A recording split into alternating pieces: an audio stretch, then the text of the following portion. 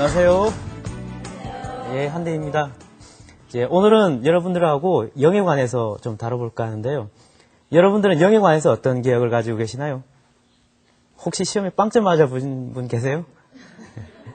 저도 어릴 때 딱 한 번 빵점을 맞아봤는데 받아쓰기 시험에서 빵점을 받아봤어요. 그래서 그 이후로는 영에 대해서 별로 안 좋은 이미지를 가지고 있었는데 제가 수학을 공부를 하다 보니까 영이라는 게 아주 중요한 숫자더라고요. 그래서 오늘은 그 영이 왜 중요한 건지, 어떤 의미에서 중요한지 이런 것들을 좀 살펴볼까 합니다. 그 초등학교 1학년 배우자마자 이제 영을 배우기 시작하는데 수학의 역사에서 볼 때는 영이 상당히 뒤에 나타나요.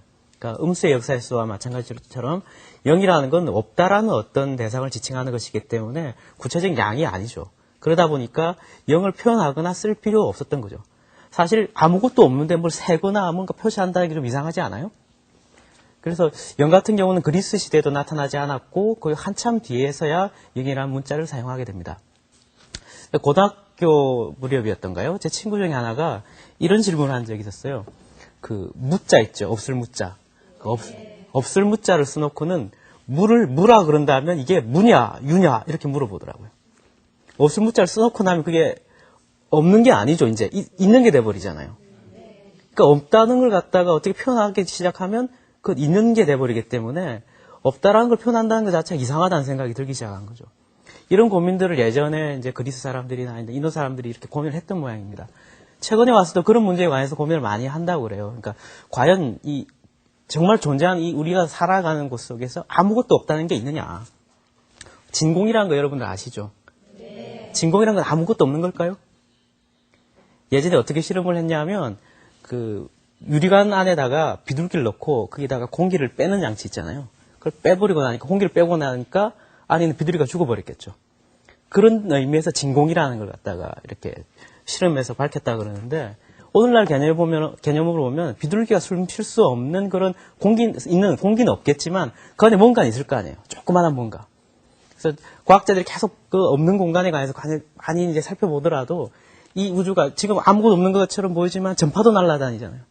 그러니까 없다라는 걸 찾아간다는 건 상당히 어려운 일인데 그런 개념을 갖다가 없다라고 표현한다는 게 이제 없는 게 아닌 어떤 것을 표현하다 보니까 좀 이상한 개념처럼 느껴지는데 근데 영이라는 걸 그렇게 없다라는 것과 관련해서 그렇게 어렵게 생각을 하지 않더라도 조금만 더 생각해 보면 우리 학생들이 영을 배우는 과정이 좀 이상하다는 생각을 하실 수가 있어요. 왜냐하면 영이라는 건 음수와 마찬가지로 늦게 등장을 하니까 음수는 초등학교 때 안 나오고 중학교 때 나오잖아요. 그러니까 마찬가지로 영도 초등학교 때 다룰 게 아니라 이제 중학교 가서야 다뤄야 될 것 같은데 우리 교과서에는 어떻게 되어 있냐면 그러니까 우리나라 교육 과정에 보면 영이라는 걸 언제 처음 배우냐 하면 1, 2, 3, 4, 5 이걸 다 배우고 난 뒤에 6으로 넘어가는 게 아니라 그 다음에 영을 배워요. 혹시 초등학교 교과서를 보신 분들이 계시면 아실 텐데 어떻게 가르쳐 주느냐 이렇게 물건을 이렇게 5개 갖다 놓고는 이게 뭐냐 읽을 때는 5라고 읽고 쓸 때는 이렇게 쓴다. 그럼 4는 이렇게 4개 있는 게 4니까 4라고 읽고 4라고 쓴다. 그 다음은요. 이렇게 3개를 그려놓고 3이라고 읽고 3이라고 쓴다. 2개는 2라고 읽고 2라고 쓴다.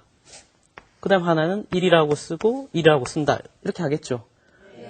근데 이제 이걸 설명할 때 이런 식으로 설명하는 거예요. 접시에 사과가 5개, 4개, 3개, 2개, 1개 있다가 사과가 없어졌어요. 하나도 없어요. 이런 경우를 0이라고 읽고 0이라고 쓴다. 이렇게 배우게 돼 있어요. 그러니까 초등학교에서 이제 0을 도입하는 과정을 보면 5 다음에 바로 0이 등장하기 때문에 상당히 이른 시기에 배운다는 거예요. 그러니까 음수 같은 경우는 이제 역사적으로 늦게 나왔다는 것 때문에, 그러니까 양과 결부되지 않은 것 때문에 이제 그 중학교 가서야 배우게 되는데 0 같은 경우는 아주 일찍 배운다는 거죠. 그럼 왜 0을 일찍 배워야만 되느냐? 우리가 0을 이렇게 빨리 도입해야 될 이유가 뭐냐? 이거는 우리가 수를 표현하는 방식 때문에 그래요. 그래서 오늘은 수를 표현하는 방식에 관해서 좀 다뤄볼 텐데 그러니까 어느 문명에서든지 간에 어떤 문명이라는 것이 생겨났다고 그런다면 세는 걸 일을 했을 거 아니에요. 세다 보면 수를 부르는 방법이 생겼을 거고 수를 쓰는 방법도 생겼겠죠. 수에다 이름을 붙이는 걸 우리가 명수법이라고 이렇게 말을 하고요. 수를 표현하는 방식, 쓰는 방식 이런 것을 수교를 만들어야 되니까 이런 걸 기수법이라고 이름을 붙이게 됩니다.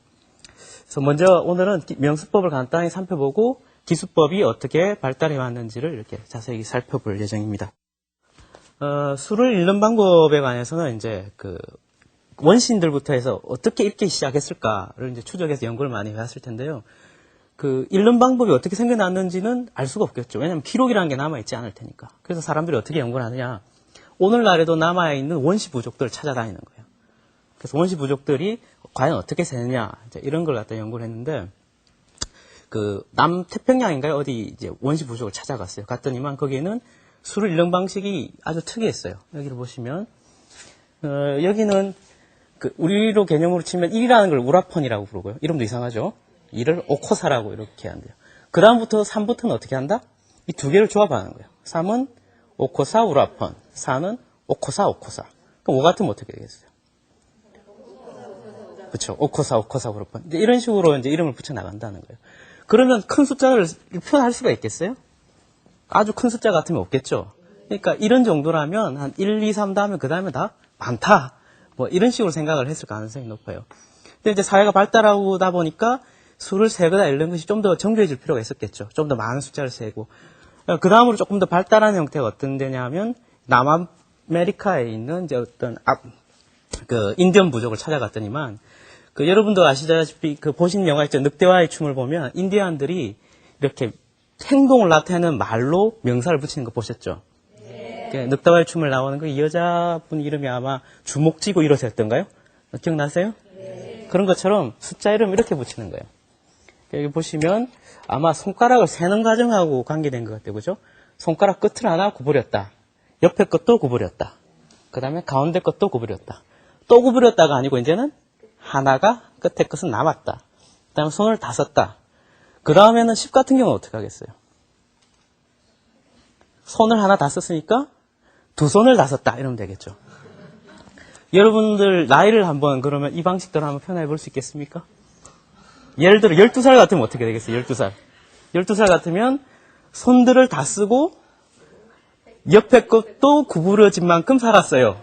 이렇게 말을 해야 되겠죠.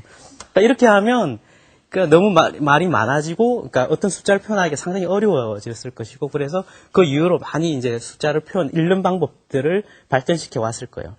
오늘날 우리나라에서 쓰고 있는 방법은 크게 두 가지 방식이죠. 우리 전통적으로 고유한 방식으로 써오는 게 있고 한자말이 들어와서 쓰는 한자어의 수를 읽는 방법이 있어요. 그걸 한번 보시면 우리가 이걸 어떻게 하는지 한번 해봅시다. 자, 읽어볼까요? 사과가 3개 있다. 네, 3개 있다가 아니고 3개 있다로 읽죠, 그죠? 네. 그 다음도 읽어볼까요? 포도알이 17알.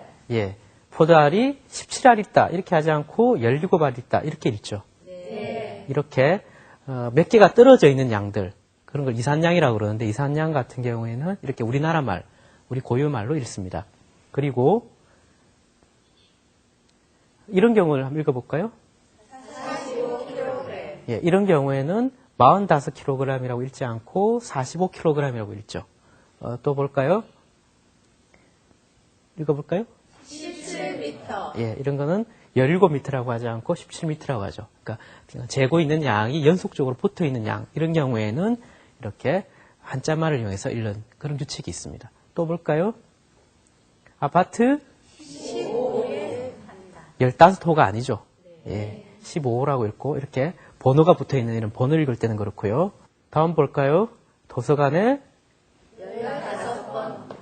예, 이런 경우에는 15번 이렇게 하지 않고 15번으로 읽죠. 이렇게 번호를 쓸 때는 또 이렇게 우리나라 고유의 말을 또 사용하고 있어요. 어떻게 구분을 하느냐? 어떤 경우에 이걸 어떻게 구분하느냐에 대해서 뭐 특별한 법이 있다기보다는 그냥 그렇게 사용하잖아요, 그죠? 그러니까 우리 관습적으로 사용하는 것인데 어린아이들이 이제 배울 때는 이게 좀 혼돈이 되겠죠. 그래서 45세 뭐 이런 말을 쓴다든가 뭐 이렇게 섞어 쓰기도 하고 이런 경우가 생기는데 아마 자연스럽게 부모님들하고 학교 생활을 하다 보면 아마 이런 것들은 자연스럽게 익힐 수 있을 거라는 생각이 듭니다. 명수법과 관련해가지고 한 가지 재미있는 사실이 있는데요. 그게 뭐냐면 미국 아이들에 비해서 우리나라 아이들이 그 초등학교나 중학교에서 성적이 되게 높다고 그러죠. 국제 성취도 평가 같은 거 하면 뭐 우리뿐만 아니라 홍콩이라든가 일본 동양권의 애들이 상당히 이제 수준이 높다고 그러는데 그 미국 사람들이나 유럽 사람들이 궁금한 거예요. 왜 동양권 애들이 어릴 때 잘하냐. 그래서 연구를 많이 했어요. 그래서 뭐 여러 가지 이유가 있다고 그래요. 뭐 한국인이 뭐 머리가 뛰어나다 뭐 이런 이야기도 있고 어떤 경우에는 이제 그 동양권 특히 한국, 일본, 뭐 대만 쪽이 교육열이 엄청 강하다요. 그래서 교육열 때문이다 이런 사람도 있는데 명수법과 관련해 가지고는 어떤 이야기가 있냐면 우리가 수일름 방식 때문에 더 아이들이 더 잘한다는 거예요. 무슨 이야기냐? 여러분들이 영어 구구단을 7단을 한번 외워보십시오. 같이 해볼까요? 7, 1, 7. 7, 2, 14. 14. 7, 3, 21. 7단 우리나라 말로 해보면 7일은 7, 7, 2, 14, 7, 3, 21 이렇게 하듬절식 돼서 리듬이 탁탁 맞잖아요. 근데 영어는 그 리듬이 안 나타난다는 거예요. 그러니까 이게 노래처럼 이렇게 외울 수 있는 게 아니라 이렇게 생각을 많이 해야 되기 때문에 구구단을 외우는데 에너지가 많이 들어가는 거예요. 구구단을 빨리 외워야지 곱셈 같은 거나 나눗셈 같은 것들이 빨리빨리 되거든요. 그러다 보니까 서양 학생들이 우리 동양권 학생들보다 계산하는 게 늦어질 수밖에 없는 거죠. 자, 그런 명수법, 읽는 방법 때문에 생긴 재미나는 그런 일화들도 있습니다. 오늘 명수법 이야기가 주된 이야기가 아니고 이제 기술법 이야기를 할 텐데 읽는 방법이 이렇게 있다면 고대 문명에서는 그 이전에는 원신들은 읽는 방법을 쓰다가 이제 그 기록을 남길 필요가 있었겠죠. 그러니까 누구한테 얼마 빌렸다, 누구한테 받았다, 아니면 뭐 원시 국가에서 세금을 얼마나 받아들였다 이런 기록들을 남기기 위해서는 이제 기록을 해야 될 텐데 좀 전에 보시다시피 이제 원시적인 방법을 읽는 방법은 아주 복잡해요. 여러 가지 방법들이 있어요.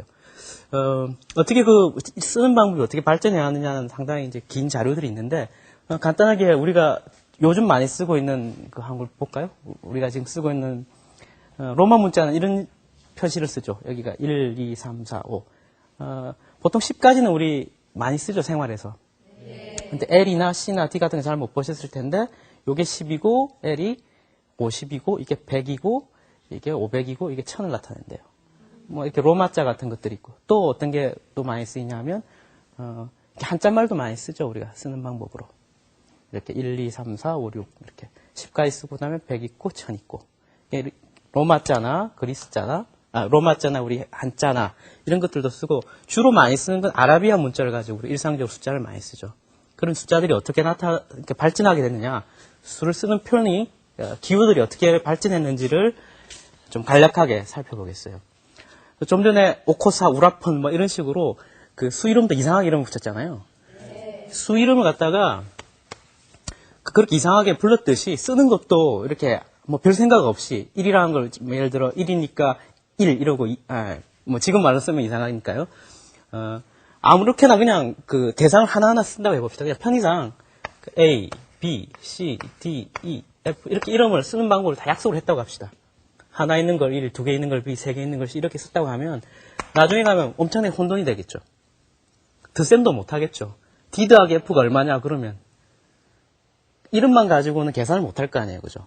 구체물을 갖다 놓고 이렇게 해야 될 텐데 이래 가지고는 숫자를 표현할 방법이 이제 적당하지 않으니까 사람들이 실제로 수를 어떻게 세느냐를 가지고 그걸 이제 기호화 시킨 거예요. 예를 들면 그 나무 조각 같은 걸 가지고 숫자를 셌겠죠. 아니면 눈금을 이용하거나, 그죠? 구체적으로 원시인들도 그 몇 개가 있는지를 세려면 나무 조각 같은 걸 갖다 놓거나 돌멩이를 갖다 놓거나 그렇게 썼을 거예요. 그래서 이제 이런 식의 기호를 이제 쓰게 된 게 셌겠죠. 이런 식으로. 이렇게 세로 짝대기로 이렇게 쓴다든가, 가로 짝대기를 쓰는 방법도 있겠죠. 점을 이용하는 방법도 있을 테고, 뭐 이런 거라든가. 이런 기호들을 가지고 이제 그 수를 표기하기 시작했겠죠. 이게 지금 로마자하고 비슷하죠? 네. 이게 한자하고 비슷하죠? 네. 아마 다 그런 나무 짝대기 같은 걸 가지고 숫자를 셌던 그런 흔적들이 아마 문자에도 남아있다고 볼 수가 있을 거예요. 근데 이렇게 쓰다 보면 자꾸 커져갈 거 아니에요. 그러니까 점점 더 큰 것들을 쓰다 보니까 너무 복잡해지겠죠. 그래서 조금 더 단순한 표현을 찾아낸 것이 어떤 것이냐 하면 이런 표시예요.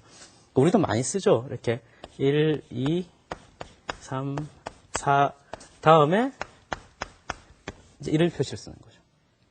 10개 같으면 뭐 이렇게 쓰면 보기가 좋죠. 한눈에 들어오고, 그죠?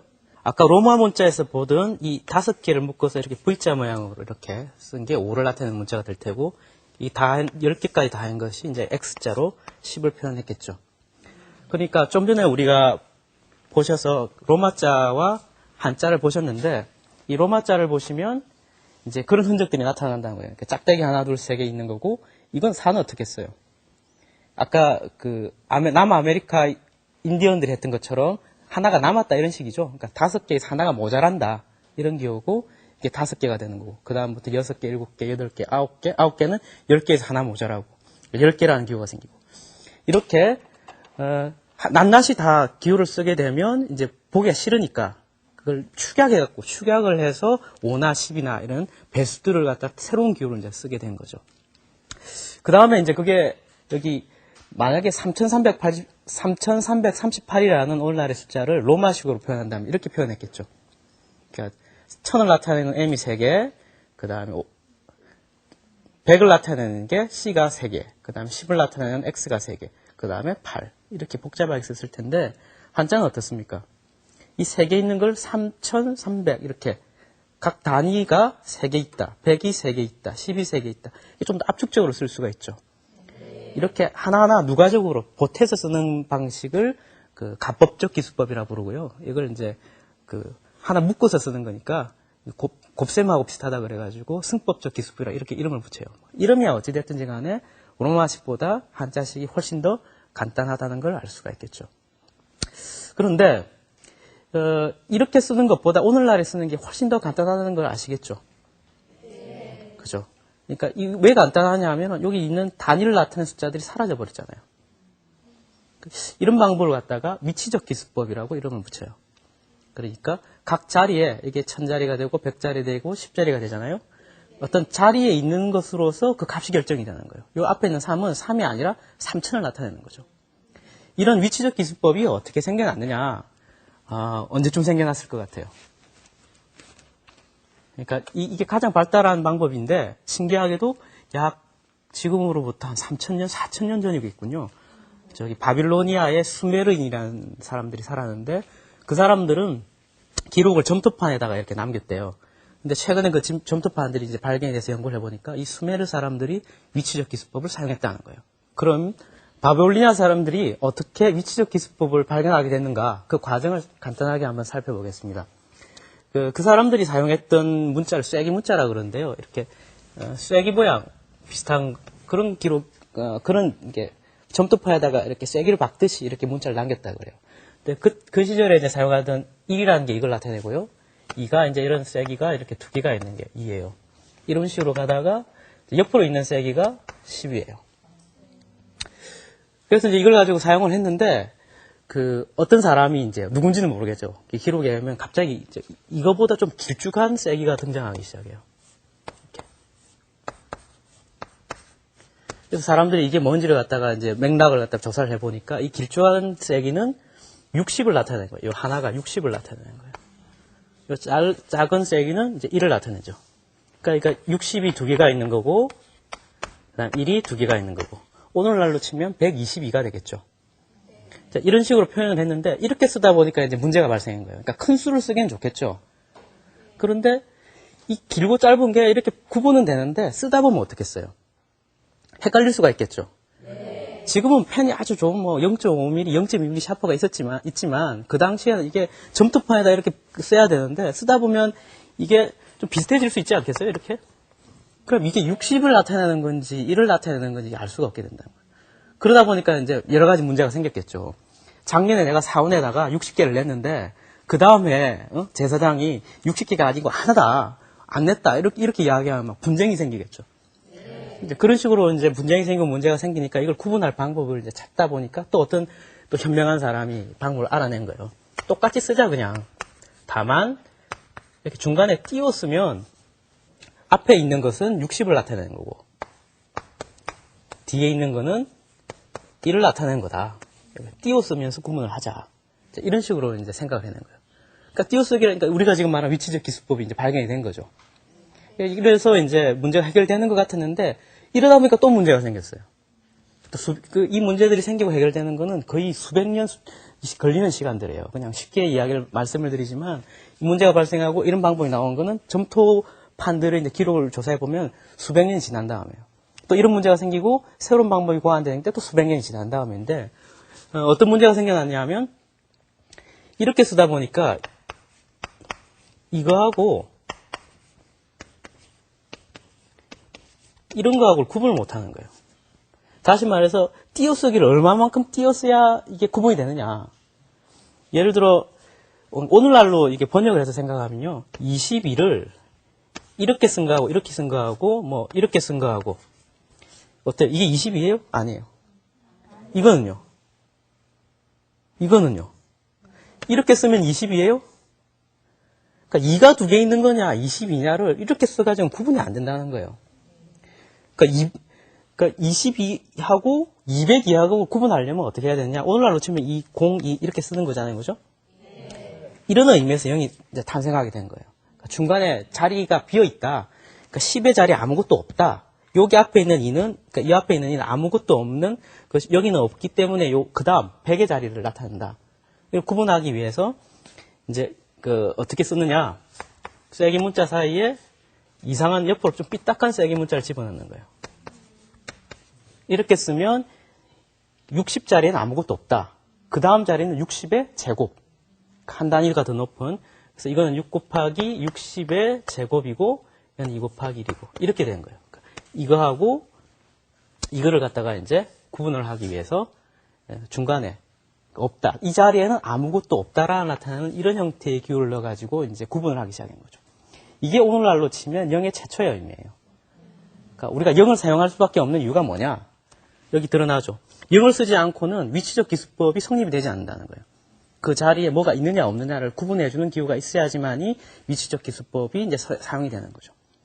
이게 발견이 된 게 이제 아마 그 기원전 몇 세기 정도인 모양이에요. 그러니까 2000년 전에 이미 그 스메이러인에 의해서 위치적 기수법이 개발이 되고 그러다 보니까 위치적 기수법이 가지는 문제점, 어떤 자리에 아무것도 숫자가 없다를 구분해 줄 수 있는 기호로 0이라는 기호가 이제 처음으로 등장하게 된 거죠. 근데 0이라는 기호는 또 저 기호하고 다르죠. 이렇게 세기 거꾸로 한 거 이런 기호하고 다르잖아요. 동그라미가 어떻게 생겨났느냐? 그거에 대해서도 의견이 참 분분해요. 수메르인들이 위치적 기수법이나 0을 사용했는데 반해서 그리스 사람들은 그걸 쓰지 않았대요. 그러니까 우리가 알다시피 그리스 사람들은 고대 문명이 꽃이잖아요. 아주 뛰어난 문명을 개발한 사람들인데 그 사람들은 0을 사용하지 않았대요.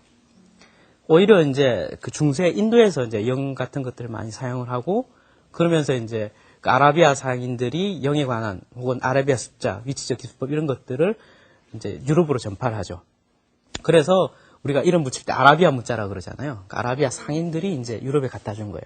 그러면서 근대 유럽에 와서야 위치적 기수법이 이제 정착이 되고 그때 이제 0이 본격적으로 쓰이는데 그 0의 유래가 뭐냐에 대해서 이제 막 논쟁이 많은데 얼마 전까지는 그 인도 사람들이 처음 개발을 했다고 그랬어요.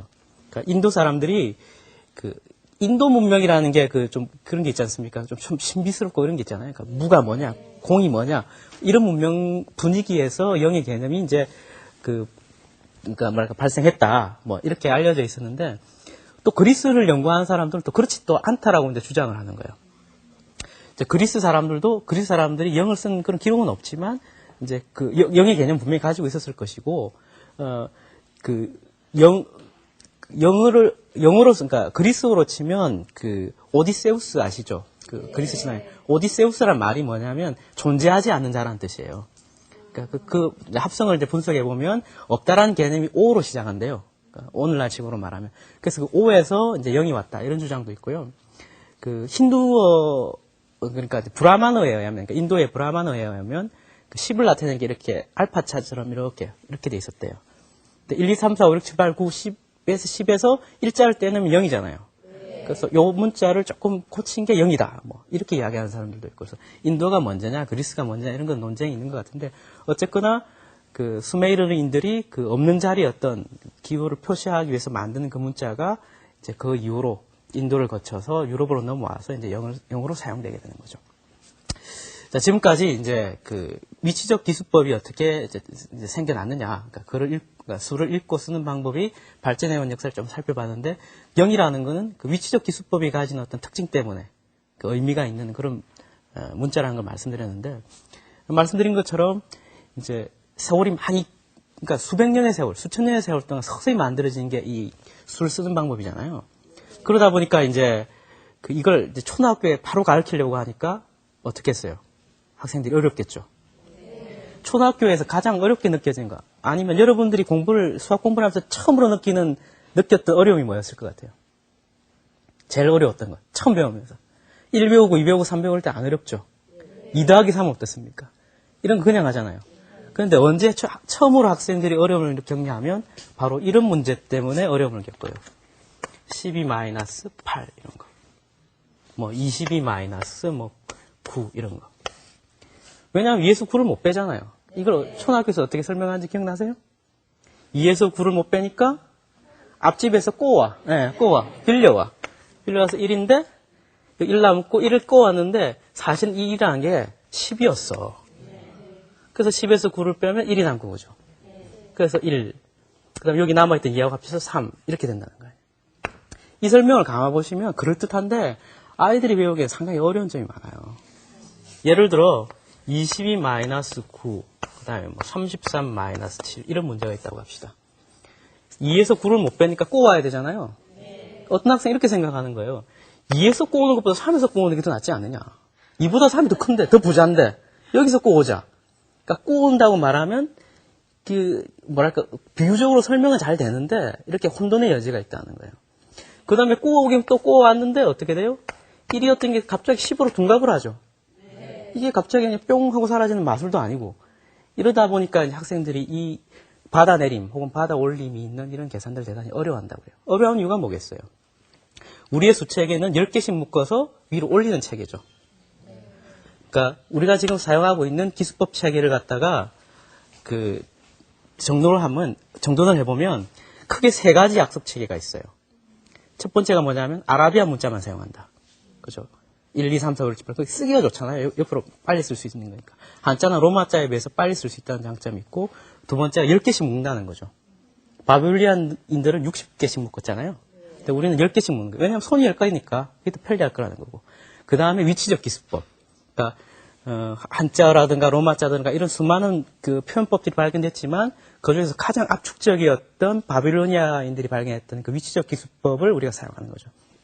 그러다 보니까 많은 문명에서 사용하던 그 수많은 방법들 중에서 좋은 것만 다 모아서 약속을 해놨기 때문에 그게 상당히 어려움을 겪을 수밖에 없다는 거예요. 그러니까 그만큼 수많은 세월 동안 만들어낸 것이었기 때문에 아이들이 처음 배울 때 어려움을 겪을 수밖에 없고 그게 이제 중학교 가서 이제 기수법이라는 걸 이제 형식적으로 다 정리해서 배우게 돼요. 그러니까 우리가 이제 아이들을 가르칠 때는 이 10개씩 묶는다, 묶어서 푼다, 이런 것들을 잘 의미있게 역사적인 이야기를 들어가면서 왜 이렇게 쓸 수밖에 없느냐, 이런 걸 이해할 수 있도록 가르쳐야 그런 어려움들이 이제 해결될 수 있을 거라는 생각이 듭니다. 아이들에게 숫자 표현하는 방법이 어떻게 이렇게 발전했고, 그래서 우리가 이런 기호를 쓰고 있고, 그래서 이런 계산할 때는 이런 방법을 한다, 이런 이야기를 해줄 수 있으면 좋겠습니다. 예, 감사합니다.